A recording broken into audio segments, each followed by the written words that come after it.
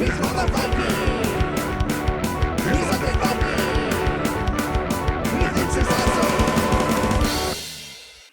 everyone, this is me, the Undead Viking, and this is Direwild. Direwild is a game. It is a deck building game. I know, hold on. It is a deck building game in which each player is going to take on the role of a hero that is going to recruit different animals and creatures into their team, their deck, if you will, to do battle against some evil people. Oh, I shouldn't say evil people. Evil creatures and their master, this wizard known as Karn. It is... I'll fully admit, it took me by surprise. When I was contacted about the game, I was like, oh, hey, it's a deck builder. I was like, oh. Because everything else about it sounded really cool. You know, a bunch of people, co-op, adventure, like basically kind of like leveling up as the game progresses, which, is leveling up your deck technically. But just going and doing battle against this evil sorcerer who has all these twisted creations at his beck and call. And I was like, sign me up. And then it was like, oh, and it's a deck builder. I was like, But then I saw some of the art, and the theme and everything just said, hey, this sounds really cool. I took a look at the rules, and I was like, yeah, this might work. And if you've watched my channel, you know that I'm probably not the biggest fan of the deck building genre. I played a lot of Dominion and Thunderstone way back in the day, and it's one of those things where it's tough. It's tough for a deck building game to kind of get over with me. Which is a tough way of putting, just basically, I don't have the brain for it, I guess, like, the whole process of, well, I need 2 villages, and I need 2 banks, and this stuff, and then trying to condense my system, if you will. So, it's not that the mechanism is poor in any way. I think I'm poor at the mechanism itself, so I find it difficult to enjoy myself when I played it. But as I said, look at this artwork. This is fantastic, this artwork. And like I said, the theme is superb. And the fact that you also have kind of dudes on a map moving around fighting things, I was sold. And so let me show you how the game is played, and we'll come back here and I'll give you some more of my thoughts as to why I really, really dug Direwild.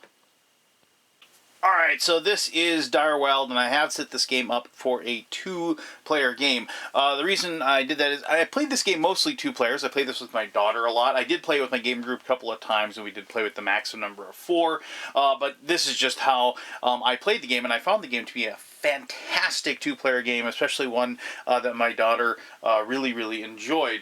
I think it was the whole idea that the fact that you start with puppies and kittens in your army, and then you get to get all these other cool monsters, or I shouldn't say monsters, animals, to fight the monsters or the bad animals or what have you. So, alright, so just quickly going over everything that you see here. I set the game up at the very beginning of the game. Because there are 2 players, we have 2 minions that we have to deal with. Those 2 minions are represented on this player board here, and the player board, actually, this is like the level 1 map. The reverse of this, and I'll show it to you in a little bit here, is the level 2 map, and then underneath this is finally, let's see if I can do this in the ring, is the dungeon that you eventually have to go through underneath, and I'll give you a closer look at that here in just a moment. Each time you play, your players start in the staging area, and you have to defeat the level 1, and then you can move on to the level 2, and you move on to the level 3. The cool thing about the game is that if you don't have enough time to play an entire session and go through all 3 levels, the game does have a good save game type of thing where there's boxes within, and I'll show that to you probably in my conclusion. I'll show those, so you can okay, hey, we won that one, cool. Let's save the game. And then we'll pick it up and we'll play it again tomorrow. And that's if you can't leave it set up and whatever in front of you. But regardless, each player is going to start with a player board, and you can kind of half see this down here. I apologize, you can't see the whole thing. In this case, I have Tog as my player. And so each player, and then on the other side there is a reverse character as well, depending on which you want to play. I am going to play Tog, however. Tog is a berserker, and it says here that he takes rage if he takes wounds, which is bad if you're taking wounds. But Tog gets very angry, and he actually then gets to increase his stamina track. The stamina track starts off at 0, and when you take poison, you lower on the stamina, and when you get rage, you raise on the stamina. Now, everybody has these. You know, Tog has an ability that directly affects that, but there's lots of ways that either of those things can happen as the game progresses. Interesting thing, important thing to note is no matter where your square is on this, at the end of the turn, when you start the next turn, you're going to move one step closer to the 0. So, like, even though you're really angry, you eventually calm down, and even though you might be severely poisoned, you eventually get better. You'll notice over here, the reason why the stamina is important is that you'll see that it has like a +3 and a -3. Those are bonuses to when you attack and when you fight. And so, obviously, if you are in low, then that's not good, and high, that is good. Tog's other special ability is that, okay, so if you take a wound, and wounds are represented in this game by these wound cards you can see over here. And when you take wounds, you add those cards to your hand. And just like other deck builders that you play, there are trash cards. Wounds are just that, trash cards. You're going to be drawing cards that you can't use, and you're going to want to try to get rid of those as fast as you possibly can. You know, there's certain abilities that allow you to do that. Like here, it says I can take 1 poison to destroy a wound in hand, and then I get to draw a card. So if you know, Tog had, like, took some damage and he's all raged up, and I draw my hand and I had a poison card, I could take a poison to move myself closer to 0, you know, and then I can get rid of that card. Cool little ability that he has. Also, there are this magic. And this is like these are represented by these crystals. The crystals, you start with 2 to begin the game, and that will fluctuate back and forth as well as the game progresses. But you can say, so aggressive before hero battles, give them +1 to their combat. You may only do this once per battle, and that's, you know, his special ability for 1. And for 2, after hero rolls a die in battle, Tog takes a wound, so that would increase his rage, but also he gets to add a D3. He rolls a D3 and he gets to add that to the battle. So that's like one of those things like, oh, we lost that battle. Well, Tog can help. I will give you 1 D3, and hopefully you roll 3, right? Anyway, so those are represented. You just keep those on there. You have extras. Now, the interesting thing about magic is that, you know, you don't really lose it technically. The only way you can really lose it is by using it.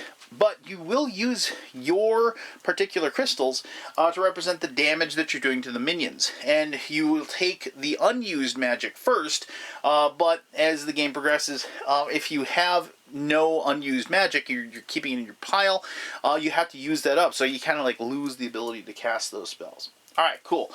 So, after you've set up everybody, and I've set up another player as well, and I should just show you, like each player, like there are several different options of each, you know, person, and they have them. Like I set up Luna as my second character, but I'm not going to show you what Luna can do or anything like that. I do like the Wind Riders. They have this flight ability. They always have +1 flight. That's cool because basically that means that they can attack things an extra space away.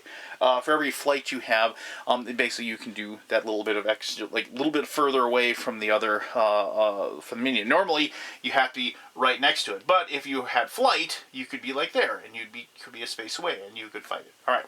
So also on the player board, a couple other things. These are the 2 minions. They are on their starting minion spots. Those are represented there. You'll notice they also have these stamina charts that they can go plus and minus on those. They also have these treasure tokens here. If you end your turn on a treasure token, you get to draw a treasure card, and you remove that token. Treasure is important to give you little special powers and abilities, and they are excellent to have. Up here, these are the wilds. These are the different creatures that you can summon that will help you fight, and they go directly into your deck that you have. You play deck, well, I should say, technically no. Well, that's the weird thing. They can go into the top of the deck if you pay extra for them. I'll talk about that in just a little bit. I got ahead of myself a little bit. But normally, like any other game, when you deck builder, when you purchase one of these, they go into your discard pile. That will eventually hit your hand at some point. Alright, so you have this giant stack of creatures over there that you will be replenishing this. You turn the top one over, not because you can summon it, but basically it tells you if there's something good out there, and then if you wanted to like get rid of one of these so you can get that one, that would be an option for you. And then you have these little locks up here. So there are 2 of these locks on each one of these locations for each player. And so you can see there are these little arrows here. And so you have to pay to unlock them. And so they cost 1 each to unlock. In this case, since there's 2 players, there are 4 of them. And you'll notice these arrows, you have to do this one, then you can move to this one, and move to this one, and then move to this one. And these are very powerful abilities. Obviously, the advanced creatures will be better. I'll show you those in a little bit. But, like, here, I'll just say. So if you, this one, basically, if you don't battle, you may return a creature that you played to the top of your deck, so you can make sure you draw them. That's, and that ability is unlocked for everybody. All of these are. Here you can re-roll any one result by taking a wound. So if you roll the die, you get a 1. You want to re-roll that so you have a better chance of winning. You can take a 1 to do that. Also a good ability for Tog, because Tog takes wound, Tog gets angry. Then also use a D6 instead of a D3 in battle. So, and there are, like, I have a D6, and this is not a D6. It has 1, 2, and 3 on it. So, all right. So the way the game is going to work is that you're going to pick, like, you're going to turn the first card over here in this enemy AI deck, and this will tell you exactly what happens. And so, in this particular case, this symbol up here means that our big bad guy, and here's his deck, right? So, Card gets 1 step closer to his summon, and then if he shows up, he actually shows up on the board and starts chasing us down, and that's a bad thing. You don't want to have to do that, because if Karn is on the board, what you're going to do is you'd have to take one of these fatal wound cards and move it over into this pile. Why that's important is because there are only 6 of these, and if you ever run out of those cards, that means that you have failed and the game has beaten you and the other players. The other thing you see here is just a movement. It says 2. Now at this time, neither of the minions have activated, meaning they haven't either found us or there hasn't been an AI card that has told us to activate them. I'll show you some of the other stuff here in just a little bit. But so in this case, and it might be a little bit tough to see, but you can see there are these paths that they take. And so it's going to tell us that they move 2. So you're going to go 1, 2, like so. You're going to go 1, 2, like so. Now, if myself or the other player actually move and get close to one of those, they will immediately go active and we'll turn them over, and then we'll have to fight them. Otherwise, sometimes if the AI forces them to, like, get close to us, so like maybe if I had been there and they had gone 1, 2, they would have noticed me and they would have activated. So pretty simple, pretty easy to understand, but sometimes what will happen is, let me find a card that will show this. You'll get a card that has, oh, here we go, that has this little eyeball on it. When that happens, that means that you're going to activate a minion. And so when you activate the minion, they will, turn the card over, and now they no longer will just follow the track. They will actively start seeking out the players. And by doing that, if you just get a normal movement like this, and that has but no active moment, I'll show you that in a second. Active minions just stay put. Also, I should mention that if minions are next to other players, they will not move. They won't move away from them. However, there are cards like this that will say, okay, well, so the active minion will actively seek out player number 1. That's their priority, and they will move towards that person. Now, you might be saying, well, it's like, what if you get a number that isn't like you're playing with 3 players or playing with 3 players and you draw a card that has a 4 on it? That doesn't happen. The cards only have a 1 or a 2 for their priority, which is very important, because when the players start their turn, what they're going to do is, in this case, there's only 2 players, so it doesn't really matter. But and obviously, if the priority player number 1 has more cards in the AI deck than the number 2, but 3 and 4 don't show up. And so if you have a player that's getting beaten down, or you want to make sure that they get some respite or what have you, you can give them the 3 or 4, and that means they're going to go 3rd or 4th in the round, but you can kind of make sure that a minion isn't going to come and chase them down to attack them. Just, it's one of those cool little strategy things that you can do as you are playing the game. Alright, so on your turn, it's going to work like most, if you play deck builders, you probably are familiar. So each person is going to have some of these kitten cards, aww, and they're going to have some of these puppy cards, aww, but then each different type is going to have a certain type of 2 cards that are special, in case these are these rock stoats, and because, they are a indicative of the the mineral that we are, or like, you know, because we are this, like, you know, rock people or what have you. So we get these rock stoats. And so this one, and I'm just going to show you what these have. This down here is their combat ability. This over here is their charm ability, meaning that it's like kind of like the resource that you're going to be able to use to take different actions as far as like summoning other creatures or unlocking those locks. And then and so like you can see this cute little puppy guy. He isn't, you can't buy anything with him, but he's got a little attack. And you notice the kitten, you can buy stuff, but it has no attack. Now, on the other side of these, you will see they have, like, and so, like, you can see the Rock Stoat has this 2 attack, but on this side it has a 1. You can see that, like, these puppies have a 1. Meaning that when you draw your cards, let me just, 1, 2, 3, 4, 5, I'm just going to take the top 5 cards. And, of course, if you're ever playing, if you're playing Deck Builder and you're instructed to draw 5 cards, and you don't have 5 cards, you draw what you can, and then you're going to shuffle up your discard, and you're going to then draw till you get to 5. So in this case, as you can see, I have Rock Stoat, I have a puppy, and I have 3 kittens. So the first thing you're going to do when you draw your 5 cards is you're going to count up how much charm you have. In this case, I have 1, 2, 3, 4. And I'm going to use that to purchase things. And I'll talk about purchase in a little bit. But the other thing you do after that is you're going to determine like what sort of like power your particular person's going to have. And I apologize. I should have moved this guy back down to there. All right. So there we go. All right. So what you have here is you combine the reverse ones like so, and then you then put on. So in this case, I would have a cute, loyal Rock Stoat. And my Rock Stoat would have a 1 plus 2 would have a total of 3.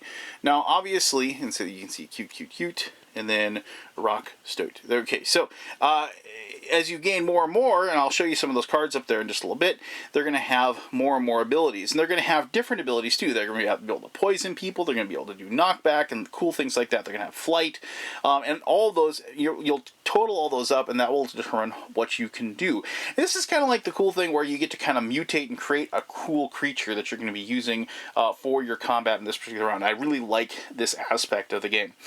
So first thing, we do get to buy 4. And remember, as I said, you can sometimes put that card into the top of your deck. You do that by paying +1 more than it is. You can also pay 1 to just discard that particular card. However, you should probably talk to other players and make sure that they're not like, oh no, don't destroy that one. I really want to add that one to my deck. So let's say, like here we have like this Ridgeback Ram, all right? And so the purchase is up here in the top right, and it has he has +2 and then +1 if it's augmented with a knockback. So, you know, so like the Ridgeback Ram, you probably like it's going to, and then so you look on the other side, and you can see that it has 1 attack, but it has 2 knockback. Knockback, what it does is that obviously it knocks people back that number of spaces, and if they hit a wall or hit another thing or whatever, or hit the edge of the board, they're going to take 2 points of fatigue, meaning they go up and down on these tracks. If they run into another thing, maybe another minion or another player, they both would have that knockback. And so maybe I wanted to spend my 1 on that. Now here we have the Eldvar Chameleon, which costs 3, and it says you may replace this card with a 0 or 3 card in any player's discard. So you're going to have a lot of variability. Plus, he's got 3 attack, and if you look on the other side here, we have 2 attack, which is awesome. Plus, he has a knockback. So if you had that card and you had to combine with the Ridgeback Ram, you'd be able to do that. Now let's take a look at this guy. So here we have the Fellspring Cobra. Poison an enemy if you have another reptile in your discard or in play. And so it has 3 attack, and it also has poison. And if we use it as just the Fang Cobra, it's going to have 2 attack and a poison. So you can see all these different things start really adding up. Now, a lot of these, like sometimes, like if you play them, they'll have actions. So Here you have the Fogmount Parrot, which I just thought of Toucan Sam as soon as I saw this, of course. So if you, like it says, copy the ability of a 0 through 3 creature you have played this turn. So if you had a power, and you could copy that same ability, and once again you can flip that over. And these abilities come into play when you flat put them down. You play them cards one after another, and you do their actions in order from what you have. So you can definitely, it's very tactical and very strategic as far as how you plan those out. So I just, like I said, I wanted to show you some of those so you can kind of see the other abilities that they have. And over here, like, so we have, and this gives it extra movement for it. And I wonder if I would have had flight on it here. Hold on. I don't think the Fellwood Frog has any flight, but give me a second here. Let me just dig through the deck. Ah, here we go. Perfect. Here we go. Like the Veld Hummingbird. It has a flight, and it doesn't have any attack when you flip it over and use it to it, but it gives a flight to the ability that you have. And so let me find one that's like here, like if you have the Walhart Wolf, all your puppy cards get +1 to their attack. So here you have some synergies that are going on. And I just wanted to find one other card that I wanted to show you. Here we go. So I like this, the Pike Caterpillar. You may discard this card to put a 0 or 3 bird from your discard into your hand. So I guess like the caterpillar gets eaten by the bird or something like that. I don't know. But not all the things do that. There are also cards that will allow you to draw more cards and stuff like that. So after you determine what you want to do, as far as that's concerned, now you get to move. And your hero will move up to 3 spaces, and sometimes you'll have cards that'll increase your movement. So I move 1, 2, 3 like that. Well, first things first, I end my movement on this treasure, so I can go ahead and draw a treasure card. And here I got a potion, a mana potion. Destroy this card to gain a magic. So I can just go ahead and do that immediately. Let's just, I'll just add another magic to my, and we would then, since I'm right next to, and I believe this is minion number 1, we're going to go ahead and turn the minion over, and we're going to see what we have. And so here we have the Brood Queen. It can damage flying heroes, which is not good. And then when damaged, the Spiderlings hatch and attack all adjacent heroes. Roll a d6. On a 1, 2, 3, we're going to take the damage. We're going to take 1 poison, and you keep fighting. You keep fighting. Now roll again, and then on a 4 through 6, you stomp them. So you could get successive damage. You can see it has 3 health, and it has 7 attack. So I've got to somehow come up with getting to 7 attack with with Tog if I wanted to fight this.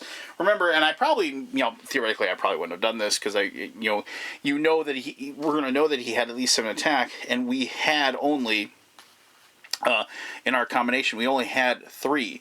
So what I could do is, if I had a couple of the puppy cards, and let's say I had a total of 5, and I was going up against 7, I could, I could go ahead and make my roll, and then I could spend my 2, or I could take damage, to berserk, because I do have a rock stoat. So if I damaged myself and took a wound and put it in my discard, knowing full well that because of my ability I can do that, that would have increased my stamina by 1. They would give me a +1 to my attack. So and you can see where you plot out your turns and you determine your strategies now. And so now, let's say I had a total of 6. And so then I'm going to roll a d3. And let's hope I actually do better. Hold on. So I rolled a 1, which is actually what I wanted to roll. So then I would have 7. So you're like, oh, well, 7 versus 7, you win, right? No, you don't, actually. What happens then is that you tie, and I would lose, and that means I would take a wound, and that's not a good idea.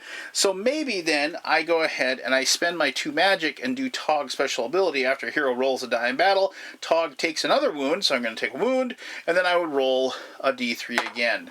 And now this time, of course, I got a 3, which is what I wanted in the first place, but then I would do damage to the spider, and then I would take my magic and I would add crystals to the spider to show that I had done damage to it, And eventually, hopefully, the other player will be able to take their turn, and they'll be able to get close, and we'll be able to take down that spider. Now, the whole goal here is that we want to clear the board of minions. We want to get rid of those, but also along the way, we want to unlock some of these abilities and possibly get some advanced creatures into our hands, because we want to be able to do better as the game progresses as well. And I just wanted to show you some of these advanced creatures, if I could.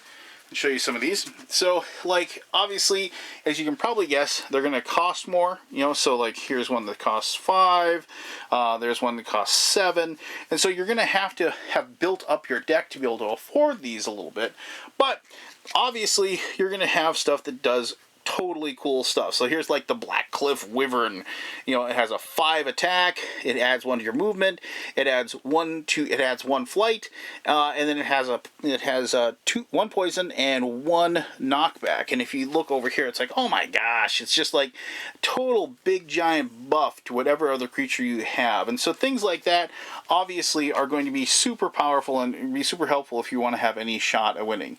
And that's kind of like one of the things I really liked about this game, was the fact that we had all these different things, all these different cards that you could add into it. But it wasn't like a deck builder where you saw the whole tableau out in front of you, right? You have the wilds where you're just kind of like you have an idea of what's coming next, but you can't guarantee that whatever is there is going to be what you need. Now, when you do like unlock this, if you break out all the unlocks here, you then just turn this card over, and then when you buy a card, you have the option of taking either that card or the advanced card and placing that into into the wilds. Your players decide. I should mention that if you notice, this has a blue background, that has a green background, but both cards look exactly the same on the other side. So you are unable to actually tell by looking at your deck as you're going through it which card is the valid card. So if you manage to defeat the minions, then what happens is you would turn this over and you would play this level, like you play the second thing, and then if you defeat that, then you're going to go into Karn's dungeon. Karn, and I just want to talk about Karn is tough. I'll say that right now. So Karn has his own deck. And when you do damage to Karn, determined by the number of wounds that you do, you will discard a certain number of these cards. So let's say we did 3 damage to Karn in an attack, and Karn obviously is he enters the board and he wanders around. And remember, pretty much every turn that you turn over an AI card, you will notice that Karn is always, notice at bottom, he is always going to be doing damage. He's always going to be taking one of these fatal wounds and then moving over. And trust me, and since you can actually get wounded by the minions and you lose these fatal wounds as well, losing these sucks. Because obviously each one that goes away, it takes you 1 step closer to losing the game. So the way Karn works, notice how his attack is huge. He has an attack of 15, so you got to make sure you have pretty good build-up to be able to fight him. So let's say you do 3 points of damage to him. You're going to take 3, but the first thing you're going to do is you're going to look at the Karn counterattack. And so this one, Karn's body transforms into a spider's, and it shoots webbing at the heroes. And then the heroes must choose one of these 2 options, and they're going to, whatever they choose, then they're going to have to go through with that. And then you're going to take those 3 cards, and you're going to discard them. And then you're going to go through it again. So you're going to do damage. Now here's the trick. At the bottom of the deck, there are, and I should mention that you do permanently discard the AI card that you use. So that one's gone. But the other ones you discard, but don't throw them away. Because when you get to the bottom and you have this regenerate, what this does is the regenerate card then makes you, every one of these, like let's say we permanently got rid of this many, but these we would reshuffle, and then we would put them back on top of this regenerate card, and we have to go through this again. Now you are whittling him down because you're doing permanent damage to him, but then you get to this other one, and you still got to reshuffle these and put them down. And only then, if you get through all of these again, you then are defeating Karn, and you can claim victory. It is not easy to do. Trust me, my daughter and I played it several times before we finally won, and we were very pleased with ourselves when we did. You know, as I said, it's a deck builder, and when I went into it, I was like, okay, you know, let's give it a shot. But the artwork and the theme totally drew me in. The whole process of creating all of these cool different like creatures that were like they're fighting for these animals that combine their powers and everything. I really liked that. I really liked the whole like I wouldn't call it mutation, but I just like the fact that like I like the idea of all these creatures ganging up with you and fighting these horrible minions and Karn, and it kind of reminded me a little bit of, you know, just like an old Disney movie in a way, if you will. I mean, does that make sense? You know, like the hero and who's being assisted by all the woodland creatures or whatever. I kind of liked that whole process, if you will. And I liked the narrative that it increased. And I was going to show you, I apologize, so the second level, you're going to have a level 3 and a level 4 minion. And there's more of these. If you have more players, there's more minions. But in this case, there's only 2 minions. And so obviously, the Nekrid and the Vahir are going to be tough. And then at the end, you're going to have 2 of these acolytes that are going to help Karn. But the big thing about Karn is that, and these guys aren't that tough compared to, like, say, the second level minions that you run into, but there's a lot of AI cards that for Karn that will ask you, well, how many minions are left, and then depending upon the number of minions that are there, the more devastating things will happen. So you might want to say, let's just focus on Karn, but that might be a losing strategy if you don't take out those minions as well. So the game's fantastic. It's just a lot of fun. So let me talk more about that in my final thoughts. Alright, normally I'm tossing the box around here, but this one looks really nice, and it's a pretty nice prototype that I was sent, so I'm going to take good care of this. Not that other people's prototypes weren't really nice or anything like that, but I'm just worried that I'll drop it, because I'm just going to say this, the insert in this thing is amazing. Here, let me open this up here real quick. The insert in this box is super cool, and now this, you know, shouldn't matter one way or the other, but this is one of those things, and I want to talk about this really briefly before I talk about the actual game.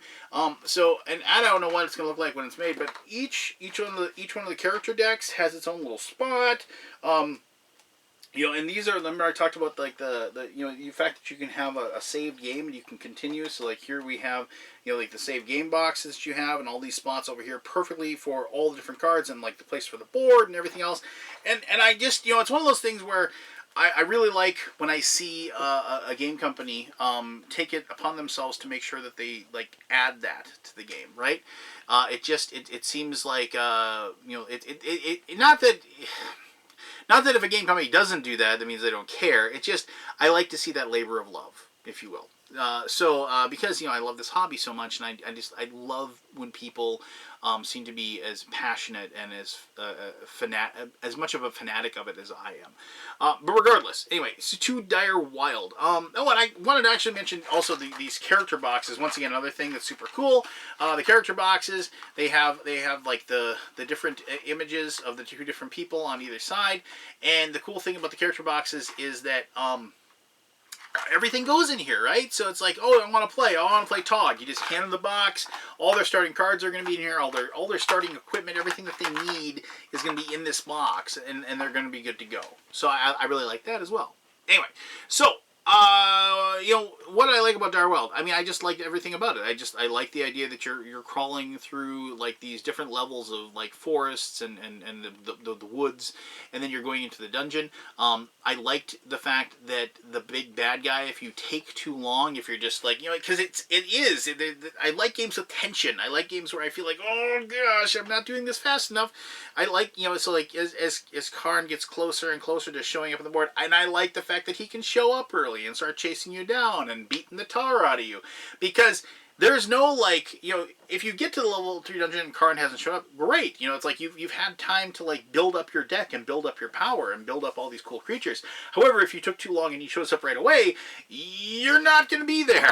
You're going to be in a situation where you're not going to have the power to fight him. So you have this, like, okay, we can take a few turns to kind of screw around a little bit and just run around and do our thing, but we need to quickly take care of these minions and move on, because, you know, or else we're going to be in the deep doo-doo, so to speak. So I like that. I like the fact that you know, games with tension are important to me. You know, I want to feel, you know, it doesn't have to be a time tension, but I mean just like an uncertainty, or like I can't figure out what I'm supposed to do here. I don't want things to be obvious as to like my decisions on that particular turn. Now, the whole deck building thing. Like I said, I'm not the biggest fan, but this one appealed to me because, like as I said, there isn't the big tableau of every single option out there. You know, they didn't say, okay, you know, these are the 12 animals you get to draw from, and so like you can, you know, kind of create the game how you want. Okay, make sure we take this one because it works well with this, and make sure you take that creature because it works well with this. You know, and there isn't that. You have literally the wilds. It's like you don't know exactly when. So if you're sitting around waiting for a polar bear to show up, hoping that they show up, there's no guarantee when or if they're going to show up in time for when you need it for your deck. And I really like that. You know, I never liked the whole prospect of like the setup of the deck builder. You know, it's like, okay, which cards are we going to take from the 27 expansions of Dominion that we have? I like having just a big deck that you put down and you start drawing the cards off the top. Because maybe I just like the chaoticness and the randomness of that, but also it pulls me away from that whole process of like, how am I going to do this? Like, how am I going to like set up all these synergies and everything else like that? The synergies that you find in this are like kind of happenstance, if you will. It's like, oh, well, I happen to get a card that helps me with knockback, like that goat, and then I managed to have that, or I managed to have Toucan Sam that can replicate that, and they just seem to work in those simple situations that you have, and I dig that, and I dig because they have the moments of cleverness where you're like, oh, I figured that out. That's really cool. I figured that out. It didn't hurt the fact that I played this with my daughter, and my daughter loved it, and we had a lot of fun just, you know, drafting these puppies and kittens that you had, but also other animals into it. And there are so many times when like we turn over an animal that she really wanted. Like she really liked this frog. She just liked the picture, and she's like, "Don't take the frog. I want the frog, Dad. I want the frog, Dad." And, you know, it didn't matter what the power was. She just wanted to have the frog. But that's fine, right? I mean, it's like. You know, she's, like I said, she's a very, very good Pokemon player. She plays in a league and regularly, at 10 years old, trounces people twice her age. We just got done playing in a Warhammer tournament, and her Seraphon army was like defeating people that were in their 40s. So I mean, it isn't like, you know, she doesn't understand the tactics of the strategy, but it was fun. Instead of seeing the girl who sits there and like, you know, puts her giant brain to work on figuring out the problem, just say the froggy. I want the froggy. So I liked that moment that I had. So no, just regardless, the game's just fun. The artwork's just great, and as far as a co-op goes, it is brutal. It does kick you in the behind over and over again, and you need that in co-ops, because when you do eventually have that win, you should feel like you really earned it, and you should feel like a sense of accomplishment, like finally I won, you know. But then when the wins are given out very miserly, you know, 1 penny at a time, then you have a situation there where the game gets you to come back, and because you want to have that feeling of like, you know, you might have defeated me the last 5 times, Direwild, but this time this is going to be me. And then when you do pull off that win, it feels awesome. So there you go. If you like deck building, if you like cool art, if you like co-ops, if you like fantasy, this is going to be a game for you. You're really, really, really going to like this. Yeah, so there you go. If you have any questions about it, ask away. I'll be happy to answer it as best as I can. As always, thank you very much for taking the time to watch this video. And until next time, I am the Undead Viking, and I'm telling you to have yourself one heck of an awesome day. All right, bye-bye.